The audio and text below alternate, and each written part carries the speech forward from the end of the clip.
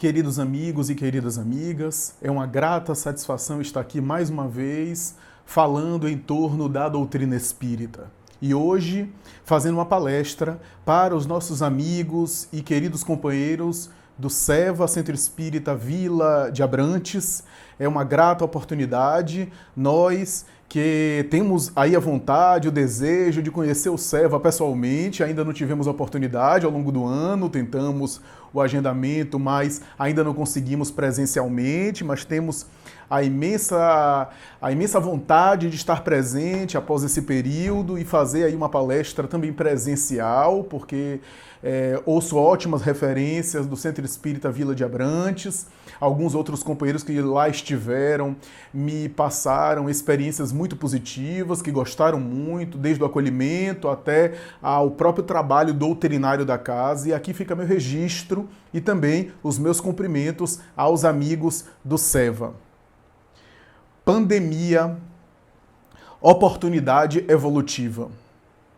Em O Livro dos Espíritos, na sua terceira parte que se dedica a estudar as leis morais, o extraordinário Allan Kardec, codificador do Espiritismo, não deixa de passar a análise a respeito de uma lei peculiar que não deixou de ser percebida nas suas reflexões, informado pelos Espíritos, não deixou de esmiuçar essa lei, de explorá-la, de estudá-la com afinco e profundidade, interrogando as vozes espirituais, as vozes celestiais que o assessoravam, porque às vezes o sucesso de uma resposta está na forma como as perguntas foram formuladas.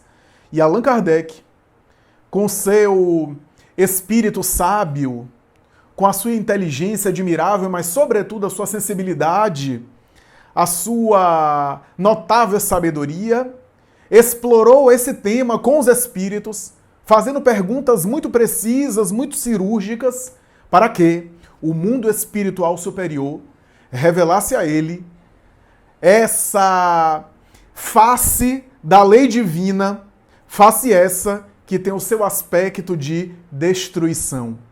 Eu me refiro ao capítulo Lei de Destruição, que é uma das leis morais, uma das leis de Deus, resultante da lei divina ou natural, a lei básica do Criador.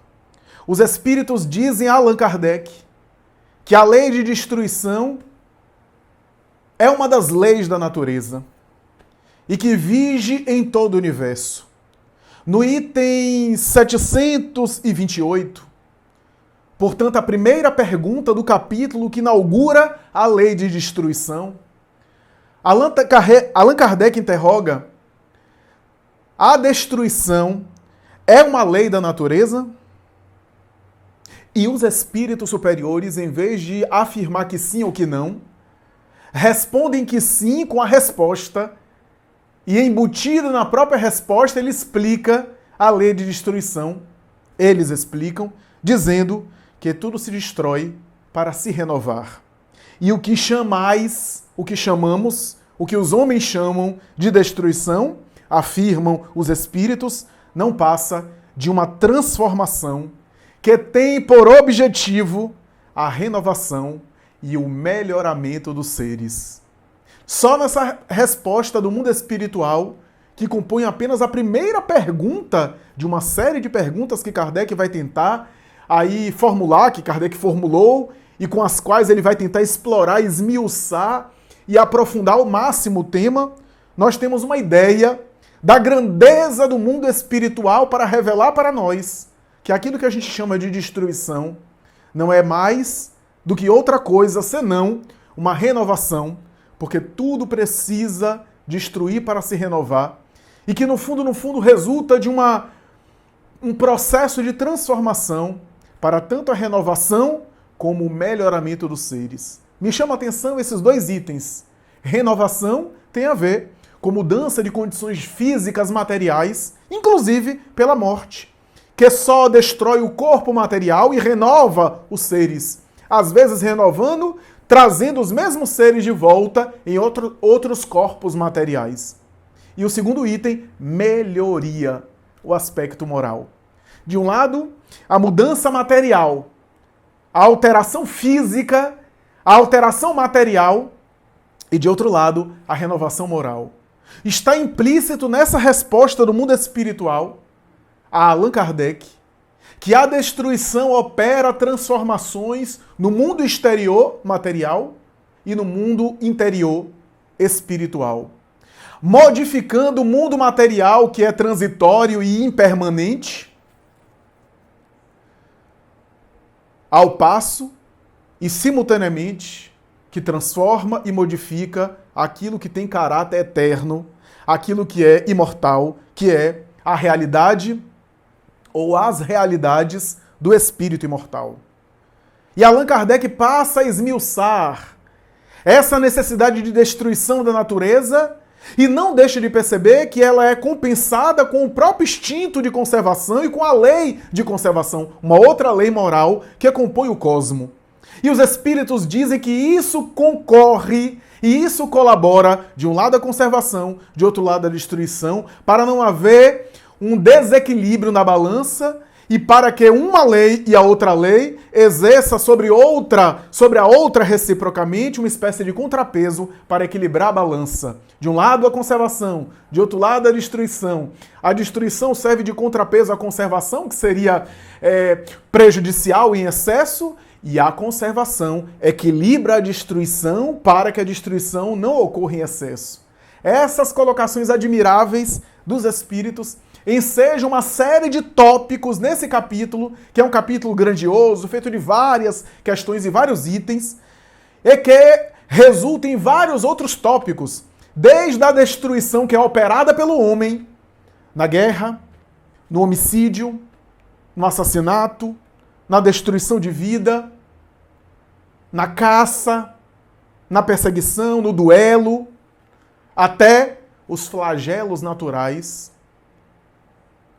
as manifestações de catástrofes e de crises coletivas. Algumas delas, dizem os espíritos, que mesmo naturais, tiveram a mão do homem e a colaboração do ser humano por sua negligência e sua irresponsabilidade, suas escolhas, mas também algumas outras, dizem os espíritos, estão na programação da própria divindade, estão nos desígnios do Criador e diante das quais o homem não tem controle, não tem o que fazer, a não ser se submeter e, de alguma forma, viver, administrar esses processos, aprendendo com a experiência e progredindo, evoluindo. No item 737, peço licença para ler, me permita ler. Allan Kardec pergunta o seguinte: com que fim, com que objetivo, Deus fere a humanidade por meio de flagelos destruidores? E a resposta do mundo espiritual é a seguinte: para fazê-la progredir mais depressa. Já não dissemos que a destruição é necessária para a regeneração moral dos espíritos, que em cada nova existência sobe mais um degrau na escala da perfeição? É preciso que se veja o objetivo para se poder apreciar os resultados. Como o julgais somente do vosso ponto de vista pessoal, dai-lhes o nome de flagelos, em virtude do prejuízo que vos causam. No entanto, muitas vezes, esses transtornos são necessários para que mais depressa se chegue a uma ordem melhor de coisas e para que se realize em alguns anos o que teria exigido muitos séculos. O que os espíritos querem dizer é que há um efeito em qualquer catástrofe, mesmo nas catástrofes operadas pelo homem, que acelera os processos, que desencadeia uma espécie de otimização do processo de desenvolvimento de determinados aspectos da sociedade, do mundo, das coletividades. Aprendizado e desenvolvimento esse que demoraria muito mais e que seria penoso, moroso, lento, difícil, problemático e que opera através dessa destruição o acelerar de processos, alguns dos quais já estão em curso, alguns dos quais já estão acontecendo. A verdade é que os espíritos dizem de maneira categórica que o efeito de qualquer crise, flagelo natural, flagelo operado pelo homem, flagelo que está aí efeito da negligência humana, ou flagelo que está na natureza, gera um aprendizado para as criaturas humanas, tem uma função, portanto, pedagógica de compreender melhor as coisas, a vida ao seu redor, a própria existência e a própria dimensão do sofrimento, mas que opera também mudanças físicas e mudanças materiais.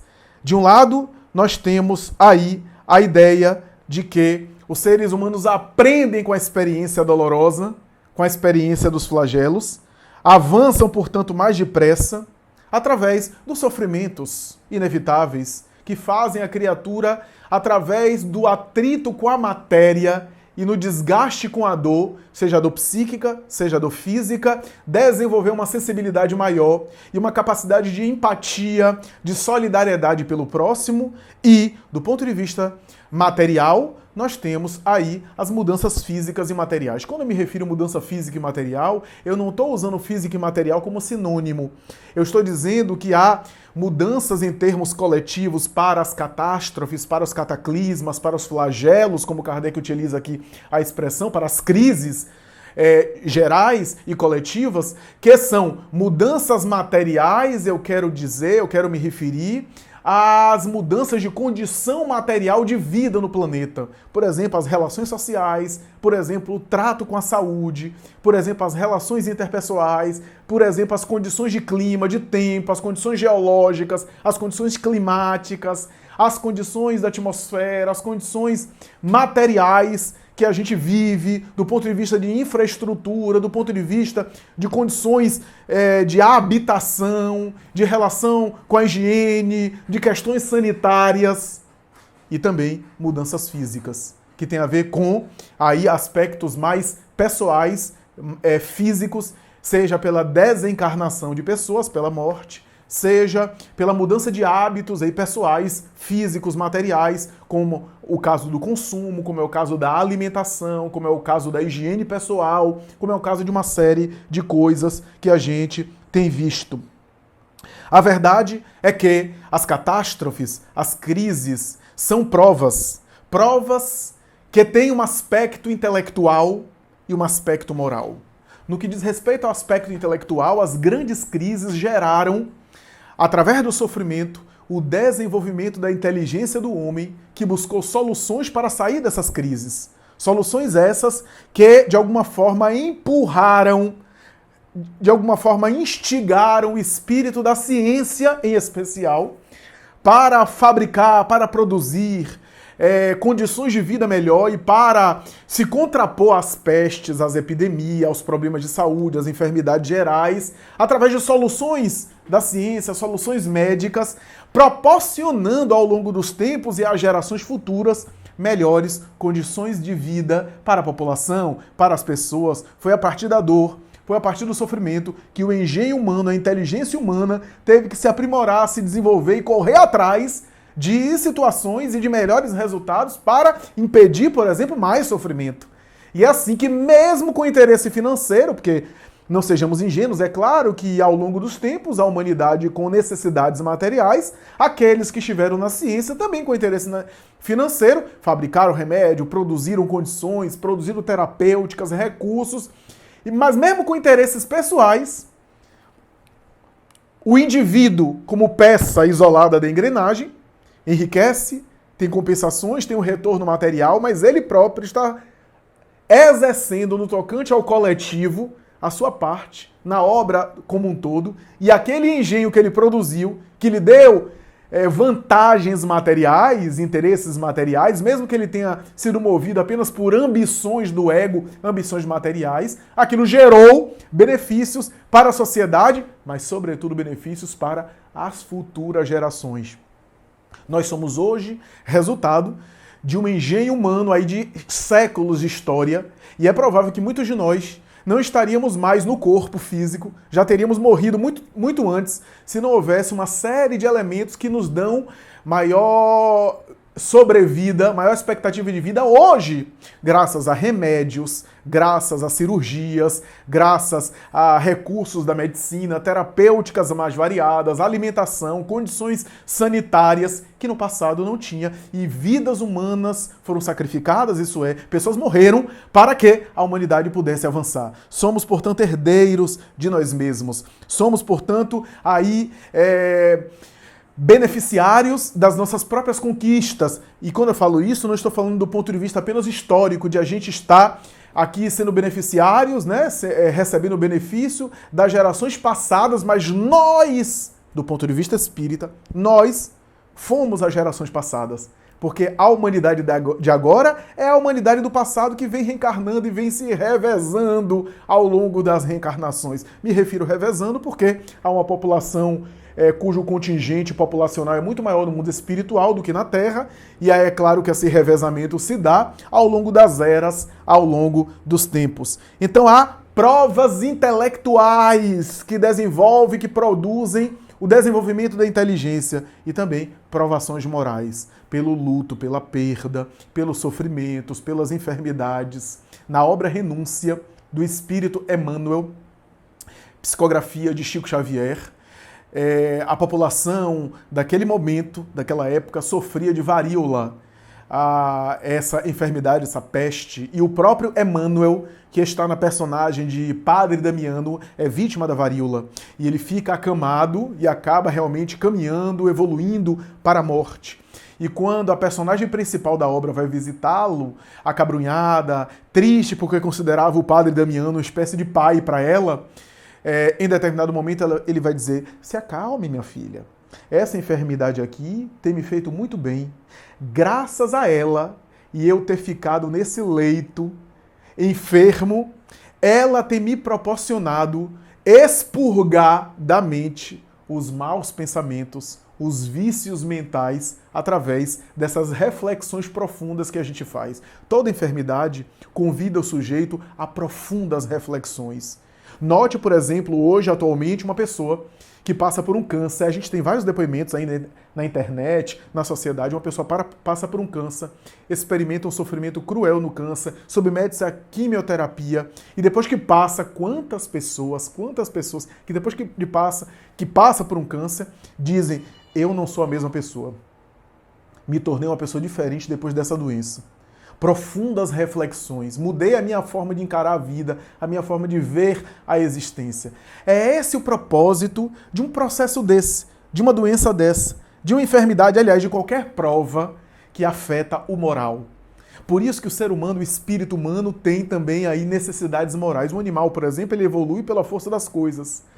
O animal, quando fica enfermo, ele evolui por causa da dor física que proporciona o desenvolvimento da sua sensibilidade, que futuramente vai desembocar na inteligência, na racionalidade e na capacidade humana, porque os animais são os nossos irmãos menores, como diz Emmanuel, a caminham ao longo dos milênios para a futura humanidade. Mas o ser humano, quando ele fica enfermo, ele não evolui somente pela dor física que desenvolve nele a sensibilidade, mas ele evolui sobretudo por aquilo que afeta o seu moral, isso é, aquilo que mobiliza ele por dentro, aquilo que modifica ele em termos aí dos sentimentos, da moralidade. E aí os espíritos dizem a Allan Kardec, quando Allan Kardec se interessa por dizer: mas os flagelos, essas crises abatem pessoas morrem, pessoas adoecem e morrem. Os espíritos dizem que há um progresso, mas as pessoas não deixam de morrer, algumas pessoas de bem.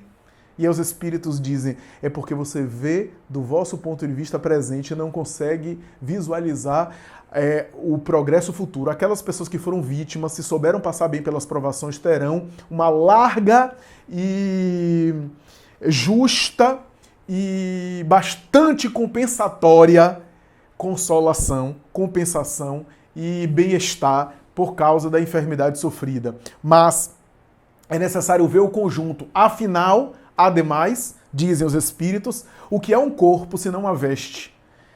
Nós é que damos importância demais, que valorizamos demais a vida física, mas a vida física tem o seu valor, um valor muito importante, mas é um valor que a gente dá.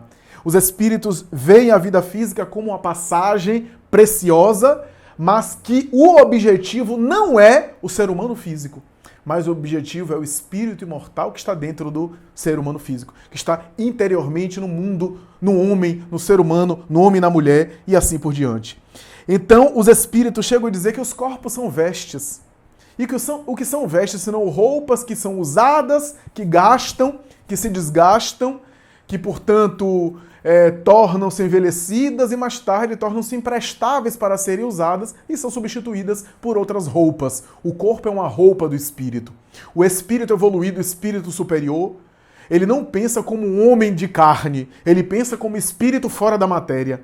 E, portanto, ele vê as situações da vida física como oportunidade de crescimento do espírito, porque mais cedo ou mais tarde, preocupando-nos ou não nos preocupando com a vida física, iremos morrer. Iremos perder o corpo físico que está caminhando para a própria dissolução. E os espíritos dizem mais, Allan Kardec, dizem que é preciso visualizar os efeitos nas gerações futuras. Quando a gente olha para as gerações futuras, depois daquela crise, porque na hora da crise parece uma tragédia que não tem sentido nenhum, mas o sentido tem a ver do ponto de vista do conjunto que o homem terreno nem sempre consegue abarcar nas gerações futuras, quando vê o resultado daquilo em termos futuros. E é verdade. Quando a gente vê, por exemplo, os efeitos da gripe espanhola, que a população contemporânea da gripe espanhola não conseguiu visualizar, os efeitos, por exemplo, na relação com higiene, com questões sanitárias, na relação com saúde, o papel do Estado em relação à saúde, as questões públicas de saúde, as questões de vigilância sanitária, na época em que passavam pela gripe espanhola, ninguém podia ver. Quem visualizou, por exemplo, os efeitos, por exemplo, da peste negra, a peste bubônica, também igualmente vai ver questões muito semelhantes. Quem viu, por exemplo, a histórica a tradição da peste branca, a tuberculose, vê algo também semelhante. Quem viu, por exemplo, a Segunda Guerra Mundial, não podia imaginar o quanto de compreensão, de amadurecimento, de sensibilidade veio após aquela tragédia de 1939 até 1945 com a Alemanha nazista, aquela tragédia que tomou conta do mundo e que gerou mais tarde, de maneira bem rápida, em alguns poucos anos, preocupações humanitárias, criações de grandes ONGs, de grandes instituições preocupadas com direitos humanos, direito da criança, direito da mulher, direito das minorias, sensibilidade social, luta contra as eugenias, contra os racismos de toda sorte, contra as intolerâncias de toda sorte. Esse processo que se acelerou muito, se você for olhar para a década de 30, antes da Segunda Guerra Mundial, nem se sonhava com isso. Em alguns anos se conseguiu uma sensibilidade humanitária após a Segunda Guerra Mundial, rapidamente, que não se tinha antes e que nem se imaginava ter. Pelo contrário, havia ideias justamente eugenistas, nazistas, racistas, que não apenas tomou conta da Alemanha nazista, mas em todo o mundo. A ideia de superioridade racial, inclusive com a argumentação científica, com teorias pseudocientíficas defendidas por nomes maravilhosos, por nomes aí de intelectuais célebres, dá uma ideia do caldo de cultura que tomava conta daquela época. O materialismo, no entanto, o materialismo é que não consegue ver isso, essa visão de conjunto para gerações futuras. Aliás, o materialismo é uma tragédia, porque no materialismo a gente não consegue ver a finalidade profunda dessa lei de destruição, que visa transformar. Porque o materialismo é pessimista. O materialismo tende a olhar as coisas do ponto de vista material, e se você se limita a olhar as coisas do ponto de vista material, a lógica materialista vai empurrar você a ser um pessimista. Por quê? Porque tudo no mundo material está caminhando para pior. Se você é criança, você perde a infância, depois você perde a juventude, depois você perde a madureza, depois você envelhece. O corpo está caminhando sempre para pior, para o envelhecimento, para o desgaste. O psiquismo também, os desgastes psicológicos ao longo dos anos, está caminhando para piorar. O mundo material, por fora e por dentro, seja em saúde, seja em beleza, seja em juventude, está caminhando sempre para piorar. É por isso que grandes intelectuais de renome, alguns dos quais que a gente admira, que a humanidade admirou, intelectuais realmente admiráveis, pessoas com brilhantismo, pessoas com uma genialidade até, mas por por serem materialistas, por estarem contaminados com viés materialistas, ofereceram ideias maravilhosas para o mundo, mas cujas conclusões foram pessimistas. Por quê? Porque, do ponto de vista material, do ponto de vista de uma visão apenas da matéria, o mundo está sempre caminhando para pior. Nós estamos sempre caminhando para pior, a vida vai nos empurrar a sofrimentos materiais, e que não há o que fazer senão, como diz o Espírito Emmanuel, olhar para as coisas e perceber que tudo aquilo que a gente olha ou está morto ou vai morrer. Tudo no mundo material ou está morto ou vai morrer. Olha a visão pessimista. Mas a visão espiritual, de um modo geral, e a visão espírita, de um modo particular, vai afirmar que tudo piora por fora, mas enquanto tudo piora por fora, melhora por dentro. Tudo no mundo material se desgasta, é verdade.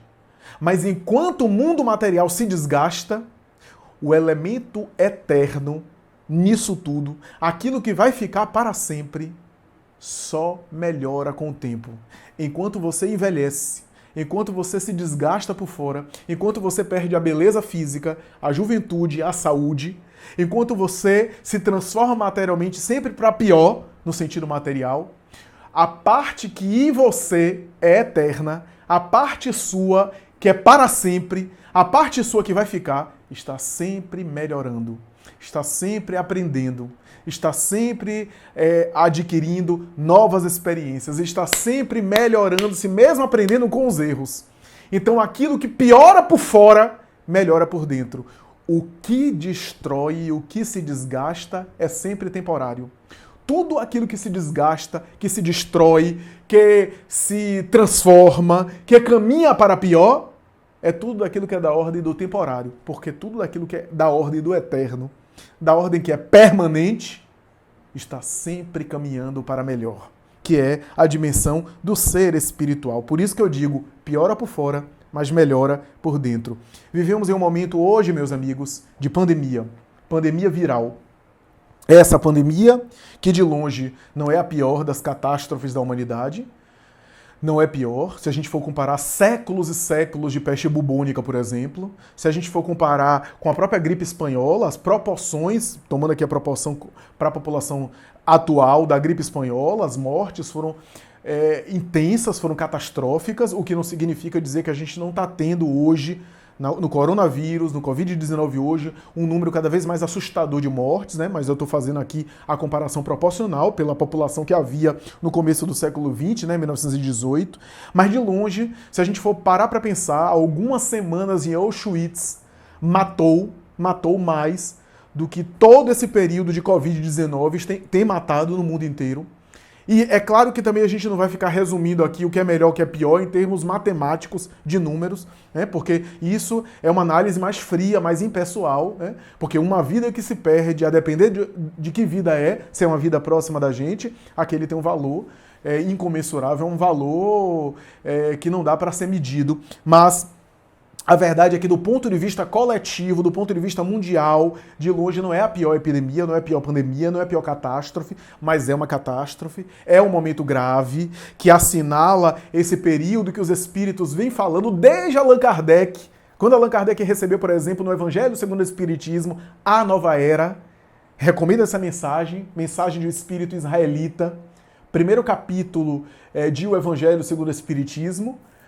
E mais tarde, em A Gênese, quando Kardec fala sobre os tempos futuros, os sinais dos tempos, onde ele já abordava o tema de mudança planetária, de transformações planetárias, de convulsões sociais, como ele coloca na obra A Gênese, onde os espíritos já dizem a ele que esses processos que estamos vivendo hoje já estavam sendo ali pensados e já estavam sendo ali esperados e preparados pelo mundo espiritual, e que mais tarde são ratificados e confirmados pela obra mediúnica de credibilidade atual, notadamente a obra psicografada por Chico Xavier, Emmanuel, por exemplo, A Caminho da Luz, capítulo último, O Evangelho e o Futuro, e outras obras de Emmanuel, Joana de Ângeles, por Divaldo Franco, e Filomeno de Miranda, quando aborda a questão da transição planetária, que essa pandemia Esse coronavírus é um símbolo resumido de todas as convulsões que estamos passando nos últimos anos.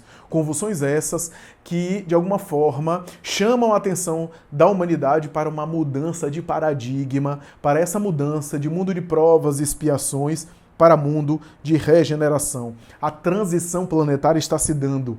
Por isso, as temperaturas estão aumentando, cada vez com temperaturas mais altas, de maremotos e terremotos, de tsunamis de alguns anos, e mais tarde, de mudanças sociais, de crises políticas, crises econômicas, crises financeiras, crises morais, crises intrafamiliares, crises domésticas, crises e dilemas éticos. A humanidade tem vivenciado isso ao longo dos tempos, tem experimentado essas vicissitudes, tem visto a saturação do mal, como previu Allan Kardec. Chegará o momento que o homem se saturará, estará saturado do erro e do mal, e aí sim, saturado, cansado dos excessos, se voltará para uma mudança de paradigma, para uma modificação de conduta. Afinal, essas crises aí refletem ainda o nosso estágio interior pessoal, o nosso estágio ainda necessitado de mudanças, e só na saturação dos equívocos é que a humanidade aí se sensibiliza para fazer mudanças interiores que mais tarde vão se refletir em mudanças coletivas, em mudanças aí exteriores. Por isso, quando Allan Kardec aborda essa questão das mudanças planetárias, os espíritos dizem a ele coloca em a Gênesis capítulo 28, quando vai falar sobre os sinais dos tempos e a nova era, nova geração, inclusive, ele vai falar que ocorrem mudanças físicas, materiais, pela desencarnação de alguns, pelo retorno de outros, pela renovação dos seres, pelas mudanças e condições de vida material já mencionadas por nós, já mencionadas aqui em nosso discurso, mas também mudanças morais, porque o espírito, o sujeito, acaba sendo afetado, abalado na sua moralidade. E Allan Kardec vai dizer que o ponto alto da transição e da mudança planetária não é quando as entranhas do planeta são abaladas. Pense aqui no terremoto ou no tsunami, que as placas tectônicas se chocam e abalam o planeta. Allan Kardec vai dizer o ponto alto da transição planetária não é quando as entranhas do planeta são abaladas, mas quando as entranhas da humanidade é que recebem esse abalo. As entranhas dos seres humanos. Isso não é mais os choques e as manifestações de fora, exteriores, mas quando aquilo começa a refletir em choques interiores. Porque, na verdade, é um símbolo o que está acontecendo por fora, o que ocorre por dentro. Emmanuel tem uma bela mensagem que ele vai dizer o seguinte: toda limitação exterior que você experimenta é sinal de limitações internas que você vive. Quando a criatura consegue superar essas limitações internas, as limitações de fora deixam de existir e deixam de servir ao ser humano por falta de função pedagógica, por falta de objetivo aí do seu amadurecimento. Daí toda crise libera, como está acontecendo agora, toda crise libera no sujeito o que de pior existe nele e o que de melhor existe nele. Porque nós somos assim. Nós não somos preto ou branco. Nós não somos essa polarização que a gente está vendo aí. Essa polarização é uma polarização infantil. Porque é a criança que tem essa coisa do bem e do mal, do desenho animado, que tem o bem lutando contra o mal. Nós somos ambivalentes. Nós temos o bem e o mal ao mesmo tempo. Nós fazemos o bem e fazemos o mal também. Nós temos as duas realidades, aquilo que Jung chamava sombra. O lado luz e sombra vivem dentro de nós. O ego, o ser humano egóico, autocentrado, autorreferente, e o self, o eu superior, o eu espiritual, o eu interior. Essas duas coisas convivem o tempo todo. O apóstolo Paulo dizia: o bem que eu quero fazer, muitas vezes eu não faço, e o mal que eu não quero, este eu faço. Mostrando a ambivalência, mostrando como somos contraditórios, e as crises tendem a jogar para fora essas contradições, a liberar em nós o pior e o melhor. Por isso a gente vê tanta coisa aí, hoje, atualmente, esquisita, e tanta coisa admirável, tanta coisa verdadeiramente que nos leva às lágrimas. Antes mesmo da pandemia, a gente já via isso. Quantas vezes a gente tem visto isso? Nunca houve tanto discurso em prol do respeito aos seres humanos, da tolerância religiosa, da superação dos preconceitos, da inclusão de pessoas, do altruísmo e alteridade, da fraternidade entre as pessoas. Nunca houve um discurso em prol da vida, tanto como hoje. Nunca houve um discurso tão forte em respeito à ecologia e à natureza. E nunca houve tanto suicídio, nunca houve tanta droga, nunca houve tanta erotização em excesso, promiscuidade, nunca houve tantos excessos de toda sorte, de toda natureza, nunca houve tanta agressividade, nunca houve tanta violência.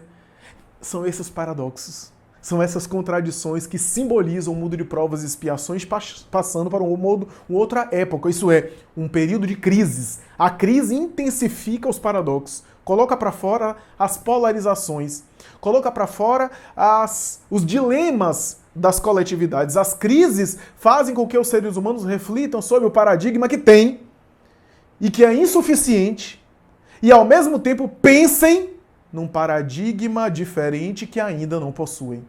É isso que a gente está vendo hoje, porque a nossa sociedade está saturada desse paradigma atual. A sociedade está demonstrando que a gente não está funcionando direito até agora, que a sociedade não está funcionando bem com esse paradigma, mas nós não temos ainda um modelo diferente. Esse modelo tem que ser construído e pensado por seres humanos, não por político, não por ninguém no poder. Porque a gente tem essa ideia infantil que um político A, B ou C, seja do partido X, Y, seja de esquerda, de direita ou de centro, vai mudar e vai chegar salvando a humanidade. Esse é o pensamento infantil que ao longo dos anos, não estou falando de nenhum caso político atual, qualquer época, a gente sempre tem isso.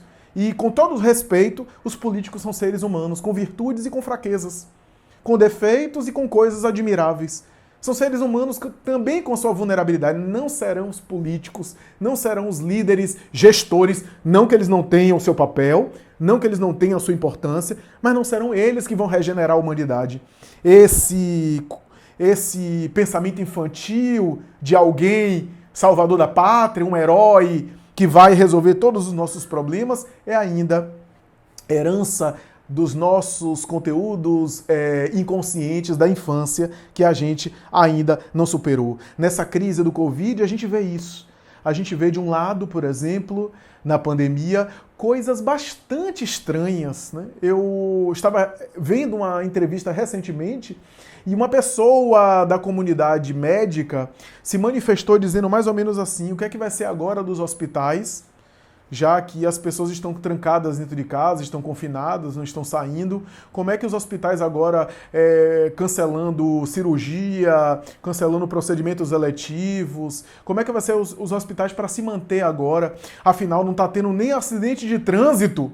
Eu fiquei pensando, olha bem, quer dizer, a pessoa estava preocupada porque não estava tendo acidente de trânsito, a fim de que as pessoas acidentadas pudessem ir para o hospital. Quer dizer, a ideia de que o hospital não está ali para servir a gente, mas a gente tem que se acidentar no trânsito para manter o modelo de negócio do hospital. Então, vejamos que compreensão a gente tem. Eu não estou fazendo nenhuma crítica aqui ao sistema financeiro, ao capitalismo, à sociedade de mercado. Não vou entrar por esse terreno, porque até a abordagem nossa não é essa. Mas essa mentalidade nossa utilitarista, essa mentalidade nossa, revela um pouco a ideia desse momento atual, desses absurdos. Por outro lado, quantos gestos de generosidade, quantas atitudes aí de fraternidade, de compreensão, quantas atitudes de verdadeiros heróis, porque nas crises a gente libera o lado nosso mais sombrio e inferior e o lado nosso de grande herói, o lado nosso de grandes homens e mulheres que estão aí contribuindo para a sociedade. Esse é o momento, meus amigos, que temos uma grande oportunidade, porque nas crises também aqueles que estão atentos se tornam grandes heróis e crescem e se agigantam. Não se agigantam para o mundo, não se agigantam para necessariamente receber fama ou dinheiro, não se agigantam para ficar famosos futuramente. Se agigantam moralmente falando, espiritualmente falando. Tornam-se criaturas melhores. O mundo de hoje é um mundo conectado. É um mundo que a gente está muito perto e a gente também está longe. Esse episódio do Covid-19 vem nos chamar a atenção para isso. Nunca na humanidade a gente esteve tão perto e tão longe ao mesmo tempo. Tão longe por causa do distanciamento físico necessário, do distanciamento social. E tão perto porque nunca estivemos tão conectados. Porque nunca estivemos passando pela mesma situação. Eu sei que com características particulares, eu sei que cada família, cada pessoa está passando pelas suas questões, mas tem algo maior coletivo que todo mundo está passando, porque há preocupações que são comungadas com todo mundo. Essa epidemia afeta todo mundo. O pobre e o rico. O indivíduo bastante limitado economicamente e as famílias bem favorecidas econômica e financeiramente têm as mesmas preocupações. Tem preocupações, se não as mesmas, pelo menos preocupações semelhantes. Por isso a gente nunca esteve tão longe e ao mesmo tempo tão perto. Afinal, a China ficou perto da gente. Porque nesse mundo globalizado, esse vírus vem nos chamar a atenção de que ele pode viajar pelos aviões. Que ele pode se interconectar. Veja que coisa interessante, né? A nossa capacidade de se conectar do mundo globalizado, que é uma virtude nossa e é justamente a vantagem que a gente tem, porque essa conexão também faz a gente ter condição científica e tecnológica de lidar com esse vírus melhor, mas ao mesmo tempo com o mundo globalizado, esse mundo globalizado ajuda a transmissão do vírus. Eu estou dizendo com isso que eu estou contra o mundo globalizado, muito pelo contrário. Afinal, as nações que atualmente estão tendo ou tiveram recentemente uma postura ultranacionalista, vou me fechar, não vou permitir que ninguém entre, etc., erraram. E acabaram gerando mais infecção e mais proliferação do vírus. Não dá mais para a gente se fechar para o mundo e ter uma postura isolada, uma postura de indiferença. Sabe por quê? Se eu me isolar no meu canto, no meu país, eu estou falando aqui em termos coletivos, tá? Porque eu não estou dizendo que a pessoa não deve se isolar em casa para evitar a proliferação do vírus, não é isso. Estou falando em termos coletivos, se eu me isolar em termos coletivos e não aprender com a experiência... O que é que a gente está fazendo? Aprendendo com a Itália, aprendendo com a Espanha, aprendendo com a experiência de outros povos e aprendendo para melhorar, para se aperfeiçoar. Se eu me fechar na minha experiência, eu fico pior. Por quê? Até porque se eu me fechar, isso não vai ser possível evitar. Se eu for indiferente ao que está acontecendo na China ou na Itália, aquilo vai me alcançar. Então, essa experiência da Covid tem nos chamado a atenção para relações internas com a família, o distanciamento social e a vivência mais próxima com os nossos, como uma grande escola de material humano e emocional que nós temos para viver em família, aqueles que moram sozinhos, para estarem mais consigo mesmos. Esse é o motivo, esse é o objetivo, estar mais consigo e lidar com a experiência da solitude, isto é, estar só, geograficamente, fisicamente, que era uma coisa prevista, haveria mais isso. Em algumas pessoas isso dói mais, em outras nem tanto. Nós precisamos do outro, do próximo, mas algumas pessoas conseguem aproveitar isso para tornar isso edificante para si mesmo e as outras pessoas são mais sensíveis. Examine isso com você. Veja em que situação você está. Se a solitude, isso é, o estado isolado geográfico, dói demais em você, já não é solitude, é solidão. E essa solidão que dói, há um tipo de solidão que dói em todo mundo. A gente ficar isolado durante muito tempo, aquilo faz falta para todo mundo. Mas se essa solidão dói demais em você, se isso é intolerável, se isso desorganiza você, não é solitude, é solidão. E a solidão é uma experiência emocional diante da solitude, isso é uma dor emocional diante do isolamento geográfico. E às vezes uma dor emocional com as pessoas, porque às vezes eu posso me sentir em solidão estando com outras pessoas. Esse mundo conectado, esse mundo de agora, da pandemia, vem nos convocar a essas relações mais íntimas, a essas relações consigo mesmo, a esse ouvir a si mesmo, para ouvir o outro mais próximo, para poder desenvolver repertório e habilidades intelecto-morais, emocionais, psicoemocionais, para sermos empáticos com aqueles que estão distantes. Com as preocupações que a gente tem na experiência microparticular, que a gente tem na esfera privada, a gente está aí aprendendo a ser empático com alguém que está vivendo algo na China ou no Japão. Eu sei, e como psicólogo, profissional da área, me permitam dizer, eu sei, e isso é conhecido entre nós, isso é natural para a gente, eu sei que uma experiência pessoal sempre dói mais e sempre chama a atenção mais da gente do que uma experiência coletiva e distante. Daí, Para alguém, como algumas pessoas que eu atendo em consultório estão passando, alguém que está passando, por exemplo, por um desafio amoroso, alguém que está, por exemplo, passando por um divórcio, por uma separação, alguém que está vivendo uma situação amorosa, afetiva, delicada, aquilo é mais importante para a pessoa e dói mais para a pessoa, e não tem nenhuma insensibilidade em relação a isso, aquilo dói mais para a pessoa do que uma morte que está acontecendo, por exemplo, na Itália ou no Japão. Isso não significa que a pessoa é necessariamente indiferente, mas sempre vai acontecer isso. Sempre a morte de um cachorro meu dentro de casa vai doer mais em mim do que uma morte de algumas pessoas distante de mim. Mas a experiência, justamente, na experiência microparticular, eu começar a entender e ter empatia por pessoas distantes, que até há pouco tempo a gente não tem essa tendência. A gente tem a tendência de ter empatia quando morre, por exemplo, o vizinho. Aí morreu o vizinho de Covid, aí a gente, é muito perto. Quando a morte é muito próxima, a gente aí mergulha para dentro e reflete, fica mais sensível. Até uma morte muito próxima, por exemplo, de alguém da família.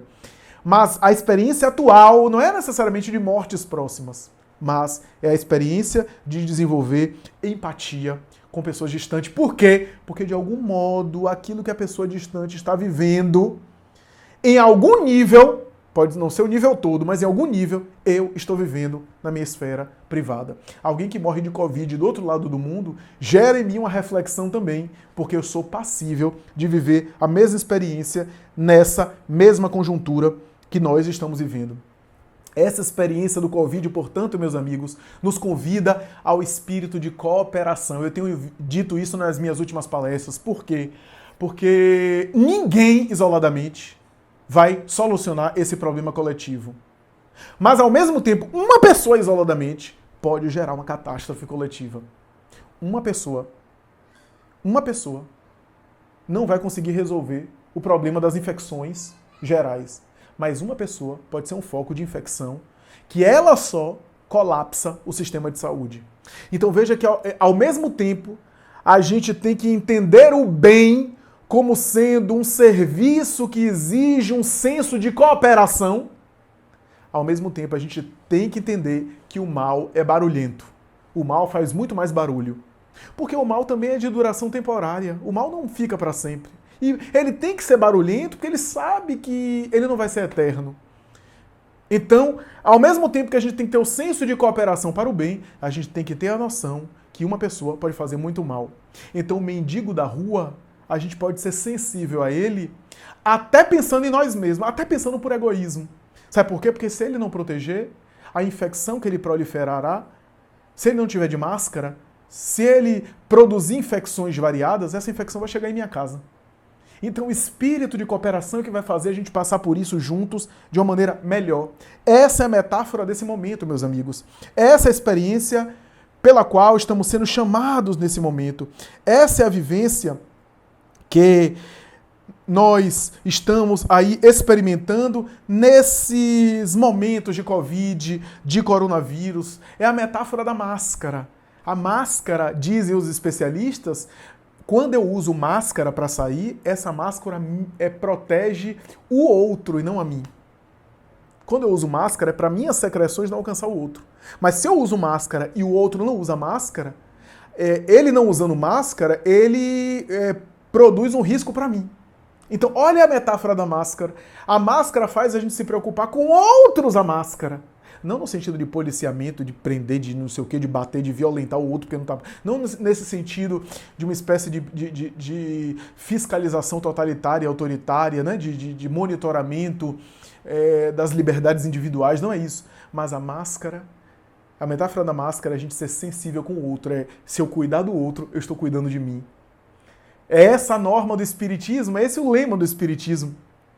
A minha felicidade será possível somente quando eu servir e quando eu produzir em favor da felicidade alheia. À medida que eu produzo no bem e eu sirvo ao próximo, esse serviço vai fazendo luz no meu próprio mundo íntimo. Essa é a história do espírito de cooperação e a metáfora da máscara, porque a máscara protege o outro, e o outro usando máscara protege ele. Ora, então, e aí um amigo meu psicólogo e também companheiro de movimento espírita, colaborador do Raciocínios Espíritas, me chamou a atenção para uma coisa, do ponto de vista psicológico, a máscara é também um símbolo das máscaras que a gente usa para não prejudicar o próximo, porque eu tenho uma dimensão interior, instintiva, sofrida, uma dimensão feroz, que se eu deixar essa besta, esse animal vir à tona, fere todo mundo. A máscara é uma espécie de proteção para o outro, para que eu possa estar de máscara para o outro,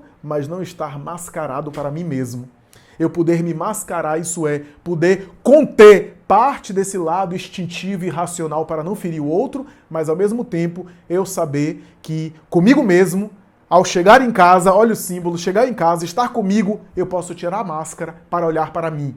E ao mesmo tempo usar a máscara para proteger o outro de mim mesmo. Olha só que metáfora bacana, que metáfora interessante. O mundo atual de Covid-19 nos convida também a desenvolver um repertório profundo de habilidades afetivas e de altruísmo, de solidariedade, de afetividade, de fraternidade em termos tecnológicos. A gente tem visto isso. Eu, na minha área, tenho visto isso, por exemplo, como sou psicólogo clínico, nos atendimentos que a gente tem feito online, os psicólogos têm que compensar a presença física, que embora a terapia não envolva muito contato físico, mas às vezes tem um aperto de mão, tem um cumprimento, tem um abraço, tem um incentivo físico, tem toda uma linguagem verbal e corporal que às vezes o atendimento virtual não tem, ou se tem uma limitação muito grande nesse repertório. Nós temos que compensar isso. Estou falando dos psicólogos, mas depois vou ampliar. Nós temos que compensar isso com palavras. Da mesma forma, a limitação social, de privação social, de empobrecimento social que a gente está tendo agora, a gente tem que compensar com palavras, com mais afetividade. E a gente tem visto isso. A gente desenvolver mais condição de lidar com isso de uma forma a sermos mais afetivos na distância física. Porque a distância física, a presença física é importante, meus amigos. Não vamos achar que uma coisa substitui a outra. Mas é claro que essas tecnologias vieram para ficar. Por quê? Porque estamos aprendendo também a linguagem do psiquismo.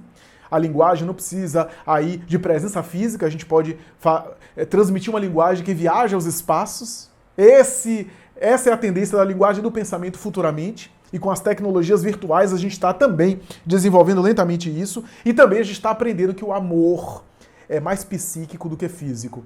Não, repito, que na presença física a gente não tenha ali elementos indispensáveis que precisam ser expressados. Os seres que se amam, sejam na Terra, sejam no mundo espiritual, se aproximam e querem se ver. Mas é claro também que o amor não se faz indispensável para amar a presença física. O nosso anjo de guarda muitas vezes nos guia à distância, com tecnologia que ele tem, espiritual à distância. Mas, como ele nos ama, de vez em quando se faz necessário, ele se faz presente. Porque o amor é psíquico, não é físico. Às vezes há pessoas que ficam juntas, estão ali juntas, fisicamente, em contato íntimo e não se amam. Não tem intimidade. Olha só, tem até intimidade física, material, mas não tem uma intimidade emocional. O verdadeiro afeto, eu vou falar uma coisa que pode assustar, mas é verdade. O verdadeiro amor é virtual. Quando eu digo que é virtual, é porque não é físico. O amor é virtual. O amor não é alguma coisa que você pega, não é concreto. O amor é um sentimento. O sentimento é algo virtual, ou seja, não é material, não é físico. Quando eu falo virtual, não é virtual no sentido de ser uma ilusão ou de não ser real. É real. Mas o amor é psíquico. O amor é algo que se ama com expressões. E que, claro, tem também as suas manifestações físicas indispensáveis, tem o seu aspecto físico de manifestar, mas que não se restringe, não se limita aos aspectos físicos. Afinal, o que ocorre nas comunicações espirituais com os espíritos desencarnados? Uma comunicação virtual. Porque não dá para ter o toque físico, não dá para ter o contato físico, o contato material. E os seres que nos amam vêm. E às vezes amam muito mais do que o amor terreno, porque são seres mais evoluídos e quanto mais evoluídos são, mais amor possuem. Então, essas são reflexões importantes. O Covid-19 vem nos convidar a reflexões sobre a morte. Infelizmente é um tema que a gente normalmente não lida bem, infelizmente, porque deveríamos lidar melhor. A morte não é uma tragédia, o Espiritismo explica isso. A morte é um passaporte para a verdadeira vida. Não que a gente deseje morrer ou fazer um culto mórbido da morte, mas Joana de Ângeles e outros autores espirituais recomendam: reflete sobre a morte. De vez em quando, faz reflexões sobre a temporalidade do corpo físico. Faz reflexões sobre a sua partida e a partida dos seus.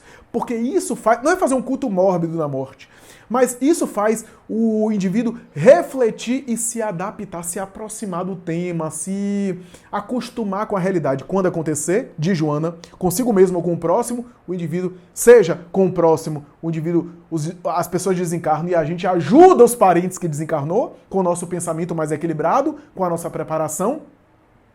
Seja, quando a nossa morte acontece, a gente desencarna bem e já está adaptado pelas reflexões sobre a morte que a gente fez no corpo físico. E essas reflexões não é uma coisa mórbida, repito. Não é de vez em quando refletir sobre a existência, a vida física. A qualquer momento a gente pode desencarnar, a qualquer momento a gente pode partir para o outro lado, para a experiência do mundo espiritual. E se eu fosse hoje, como é que aconteceria? O Covid-19 tem suscitado essas reflexões em nós. Tem nos convidado a esse tipo de reflexão. Tem proporcionado para a gente a ideia de que a morte é um fenômeno presente na nossa vida. A qualquer momento a gente pode ser convidado. A vida física é um fio muito tênue que pode se partir a qualquer momento. A qualquer momento. A gente sabe disso, mas a gente esquece. O Covid-19 teve o poder, ou tem a função, de colocar isso mais assim, escancarado para a gente. Porque sempre foi assim. A Covid-19 só está mostrando para a gente o que sempre foi, o que sempre houve. Porque quantas pessoas estão aí a cada dia, seja antes da Covid, da pandemia, seja agora durante a pandemia, que morre de causas as mais variadas. É porque a grande parte de nós não faz parte de determinadas profissões que estudam, por exemplo, epidemiologia, que não tem acesso a essas estatísticas, né? Esses números. Mas, por exemplo, quantas milhares de pessoas, eu falo de milhares, que por dia milhares de pessoas morrem almoçando e morrem engasgadas. Ou morrem no banheiro, tomam uma queda, escorregam no banheiro e caem e morrem. Quantas pessoas? E não estou falando só de idosos não, tá? Quantas pessoas morrem pelas causas mais variadas que a gente não se dá conta? A morte está presente o tempo todo. A possibilidade de a gente ser chamado para a vida espiritual, de romper com o corpo físico, seja por um acidente, seja por uma causa natural, a qualquer momento, é um infarto, é um aneurisma cerebral, qualquer ocorrência de qualquer natureza, as situações mais variadas, a gente está sujeito, ou seja, viver fisicamente não tem segurança total. Não há segurança para a vida física. Querer ter a segurança absoluta, o controle absoluto sobre a vida física é uma ilusão, porque a qualquer momento podemos ser chamados. O que o coronavírus está fazendo é colocar isso escancarado para que a gente possa refletir. Porque com o Covid, a pessoa é obrigada, aspas, obrigada, a refletir, a reflexionar sobre esse tema, a pensar mais profundamente sobre essa realidade, que a morte está próxima. Está próxima aqui no sentido de ser um tema próximo, de ser possível a todos nós. Não há segurança na vida física. Segurança só interior. Só a dos sentimentos. Só a da moral elevada, equilibrada. Então essa obsessão pelo controle que o celular dá, essa ilusão de que estamos controlando tudo, controlando todos, é uma grande ilusão. Temos que romper com isso. Temos que pensar em termos mais espirituais. Temos que pensar como os espíritos missionários pensam. Os espíritos missionários, talvez, amigos, eu já falei isso em outro vídeo, talvez a verdadeira espiritualidade, é isso que talvez diferencia a gente de um espírito evoluído, é que eles abrem mão do controle. Eles fazem a parte deles. O que é que está nas minhas mãos fazer? Vou fazer bem.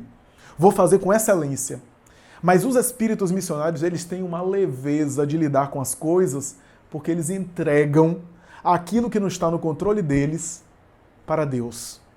Ou, se quiser, se você não for religioso, abre mão do controle para algo maior. Seja o ideal, seja a natureza, seja a vida.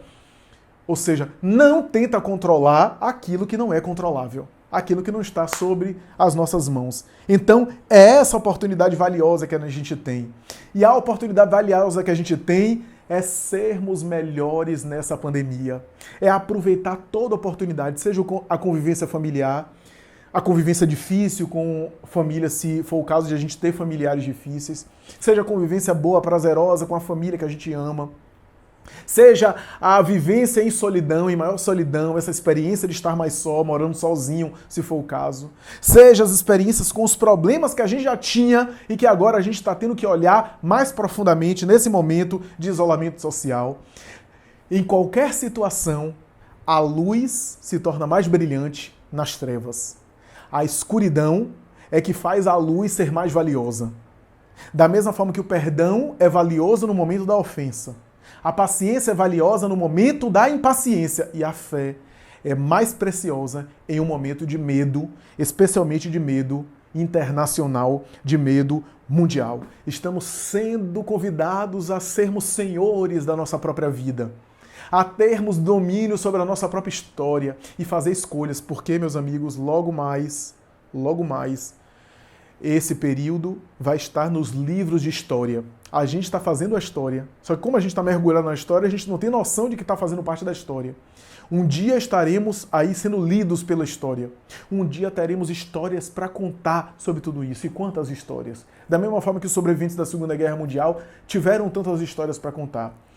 E não nos arrependeremos de termos aproveitado essa grande oportunidade para sermos pessoas melhores, para trabalharmos os nossos sentimentos e sermos pessoas de bem, para trabalharmos a nossa autonomia, a autonomia que estamos sendo convidados. Sair de casa, se for necessário, é uma decisão que pressupõe uma grande responsabilidade, um grande peso. Ficar em casa é também uma atitude que tem um peso e uma grande responsabilidade. Qualquer escolha que a gente tomar implica em uma certa angústia, uma certa renúncia e uma grande responsabilidade. Porque para espíritos maduros, o convite da vida é ter mais autonomia e mais maturidade. Para criança, para adolescente, para jovem, o enquadre é mais forte. Mas quanto mais o espírito fica maduro, mais ele tem autonomia para gerir. Não é isso que está acontecendo? Por exemplo, hoje, como a gente não tem tanta rotina rígida como tinha antes, né? Porque no passado a gente tinha uma rotina mais rígida, né? Aquela rotina mais horário, sair, chegar, ir, etc. Geralmente falando, né? Genericamente falando para as pessoas. Essa rotina mais rígida, mais fixa, fazia a gente se enquadrar nela. Quando a gente não tem uma rotina fixa, é fácil a gente se perder. Somente as pessoas que têm autonomia, as pessoas que têm mais maturidade conseguem gerir os próprios horários sem se desorganizar, sem ficar desbussolado. Porque veja, quando nós temos um filho, uma filha, um adolescente em casa, nessa situação agora de pandemia viral, a gente vê que os adolescentes, como estão em formação, e as crianças precisam de uma rotina mais rígida, precisam de um enquadre maior, porque eles tendem a se desorganizar mais fácil, eles tendem a se desarticular mais fácil. Se não tiver uma mínima rotina em casa, na estruturação do lar, etc., eles se perdem facilmente. Adolescente, criança, que estão sem escola nesse momento, precisam de certa rotina, ainda que seja uma rotina saudável, de determinados horários, senão eles se desorganizam muito, ficam muito desbussolados.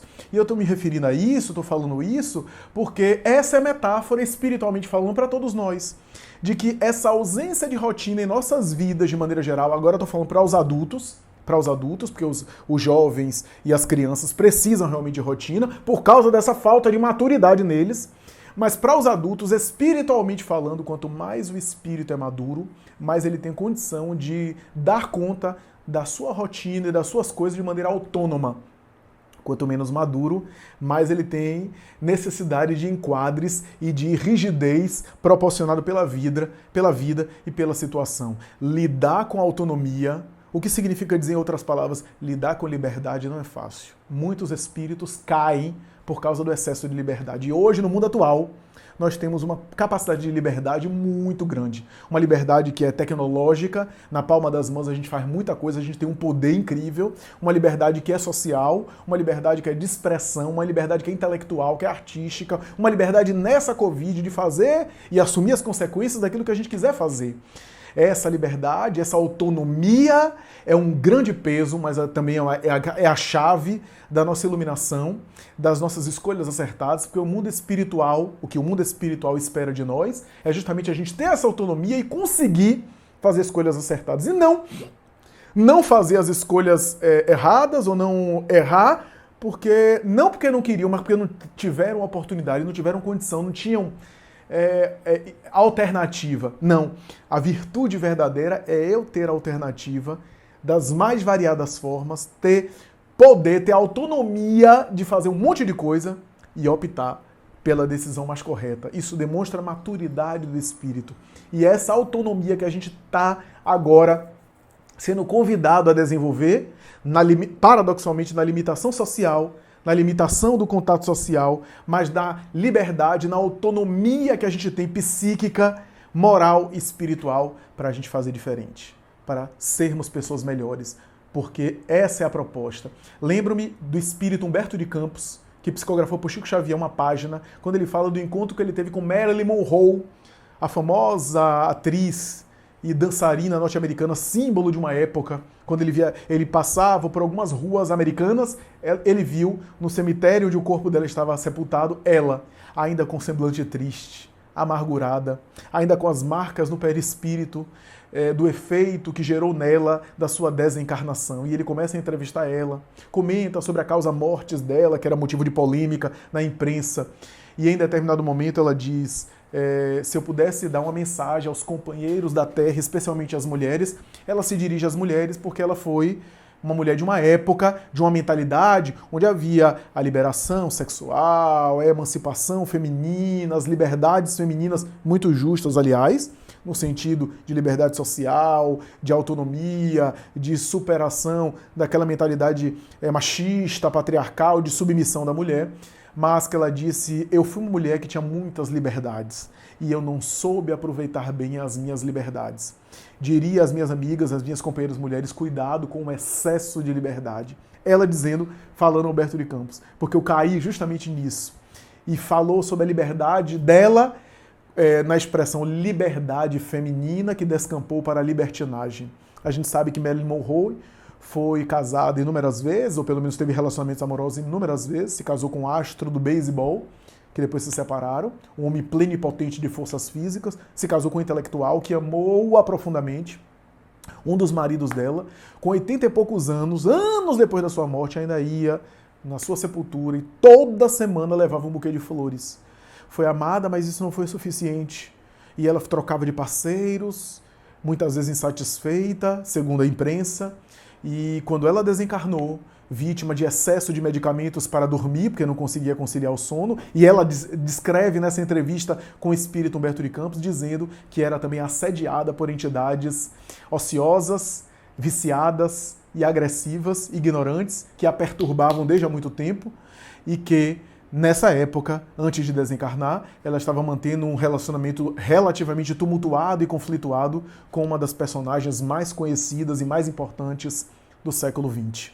Então, vejamos como esse desafio é um desafio para todos nós.